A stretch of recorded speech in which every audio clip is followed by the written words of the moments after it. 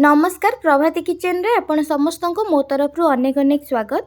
आज मु आपन सहित शेयर करी माछ घांटर रेसिपी। ताहले चलतु स्टार्ट करवा आज रेसिपी। प्रथमे मु 250 ग्राम चिंगुड़ी को लेकरी भलसे बाछिकी धोई नहीं। एबे गोटे कड़ई गरम करी से 2 चम्मच सोरिष तेल देइछि।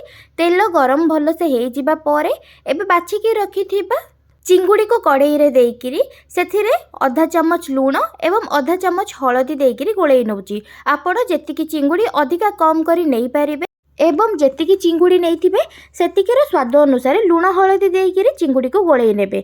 एबे आरो साइड रे गोटे कड़ई गरम करी नैची एवं सेथिरे 2 चम्मच सोरिष तेल देई देइची।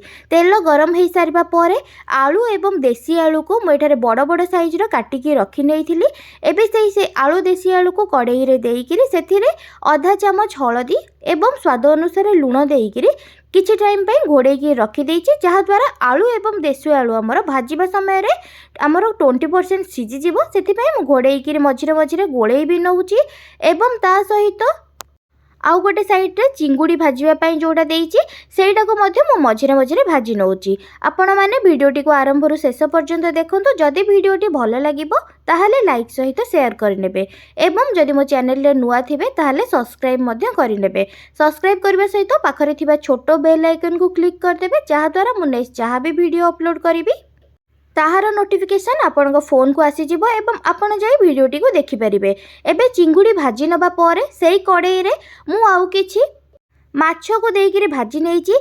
एई माछ को आगरु मु भाजिकिरी रखी थिली। एबे सेई माछ को आउ थरे भाजी नैछि। मु एठारे घांट बनेबा पई खइंगा माछ नैछि। आपण चाहिले जो भी माछ चाहिबे नै परिबे।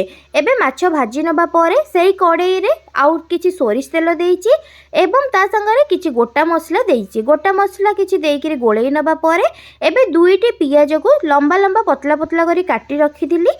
सेई पियाज को कड़ई रे देइकिरी गोळेई नउछि। गैस को मीडियम फ्लेम रे रखिकी पियाज को मु किछि समय पर्यंत भाजी नेबी। जेमिति पियाजर कलर चेंज हो जिवो सेई पर्यंत पियाज को मु भाजी नेबी। पियाजर कलर चेंज होबा परे एबे मु सेथिरे अदा रसुण को बाटिकी रखिथिली। सेई अदा रसुण को पियाज सहित देइकिरी गोळेई नउची। मसला कसिबा टाइम रे गैस को स्लो फ्लेम रे रखिबे एवं गैस को स्लो फ्लेम रे रखिकिरी जेते बेसी समय पर्यंत आपण मसला को कसिबे तरकारी रो टेस्ट सेते भलो आसीबो। सेति पई गैस को मु एठारे स्लो फ्लेम रे रखिकिरी अदा रसुण पियाज को भलो से भाजी नेइछि। एबे सेथिरे गोटे बड़ साइज रो टमाटो को छोटो छोटो काटिकी रखिथिली। एबे से टमाटो को पियाज एवं अदा रसुण सहित देइकिरी टमाटो को देइकिरी किछि समय पर्यंत मु भाजी नेबी।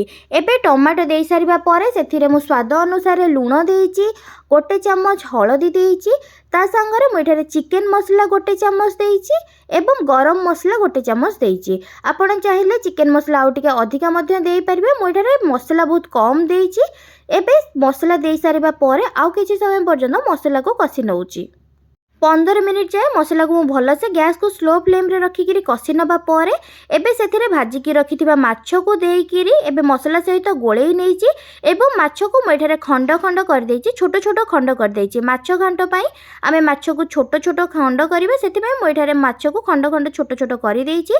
एबे छोटो माछ खंड खंड करि नबा परे सेथिरे भाजिकी रखिथिबा चिंगुड़ी को मध्य देई देइछि। चिंगुड़ी को देई सारिबा परे एबे माछ मसला एवं चिंगुड़ी को मध्य ता सहित भल से 1 मिनिट पर्यंत गोळेई नैछि। आपण माने मते कमेंट सेक्शन रे जणाई पारिबे माछ घांट खाइबा पई काहाको भल लागि थाए एवं को माने एही परि भाबरे माछ घांट बनांती कि आपण को परि भाबरे बनांती सेटा आपण मते कमेंट सेक्शन रे जणाई पारिबे। एबे चिंगुड़ी को गोळेई नबा परे भाजी के रखिथिबा आलू एवं देसी आलू को मध्य चिंगुड़ी माछ एवं मसला रे देइकिरी सबुतक भल से गोळेई नैछि।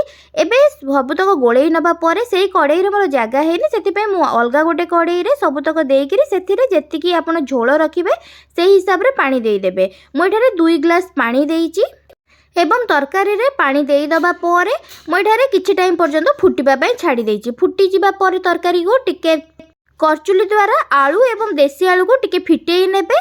ता परे आपण जेतिकी झोल रखिबा पई चाहिबे सेही हिसाब रे आपण फुटेइकिरी झोलटा मारी पारिबे। एबे देखंतु मोर एठी माछ घांट हेकिरी रेडी हे गलाडी। आपण माने मध्ये एई प्रोसेस रे बनांतु एवं वीडियोटी आपनको केमती लागिला मो सहित कमेंट सेक्शन रे निश्चय शेयर करिवे। आशा करूची कि वीडियोटी आपनको भल लागिथिबो। जदि भल लागिथिबो ताहले लाइक सहित शेयर करिनेबे। रहुची नमस्कार, धन्यवाद।